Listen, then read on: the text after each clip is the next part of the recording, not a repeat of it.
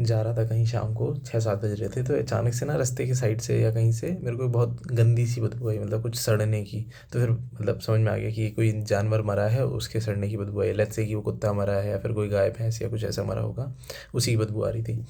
तो मतलब उसके मैं वहाँ से तो एकदम तेज़ी से निकल गया, बट फिर मेरे दिमाग में एकदम से ख्याल आया कि यार ऐसा ही क्यों होता है कि जैसे हम सुनते हैं कि कोई इंसान किसी रोड एक्सीडेंट में मर गया या फिर उसकी सडन डिमाइस हुई है, कुछ एक्सीडेंट से कुछ मर गया या कुछ भी ऐसा केस हो जाता है, अकाल मृत्यु जिसे हम कहते हैं, तो उसकी आत्मा भटकती है।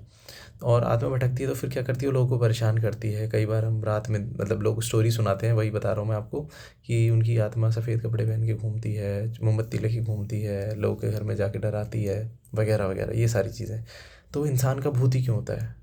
किसी जानवर का भूत क्यों नहीं होता? किसी कुत्ते का भूत क्यों नहीं होता है? या फिर किसी गाय भैंस का भूत क्यों नहीं होता है? किसी और बर्ड वगैरह का भूत क्यों नहीं होता है? गिलहरी का भूत क्यों नहीं होता है? सोचने वाली बात है। वो रात में क्यों नहीं वाइट चादर कपड़े पहन के घूमते हैं? वो क्यों नहीं मोमबत्ती लेके घूमते हैं? ऐसे कुछ सवाल मेरे दिमाग में आए, तो मतलब I was very curious, I am really very curious कि ऐसा क्यों नहीं होता है। अगर ऐसा इंसानों के साथ होता है मान लिया जाए, तो ऐसे जानवरों के साथ क्यों नहीं होता है? या ये सिर्फ उन्हीं को दिखते हैं कि अगर कुत्ते का भूत है तो कुत्ते को ही दिखेगा, इंसान का इंसान को ही दिखेगा? समझ से परे ये सारी बातें। If you have the answer, if you have the logic, तो प्लीज़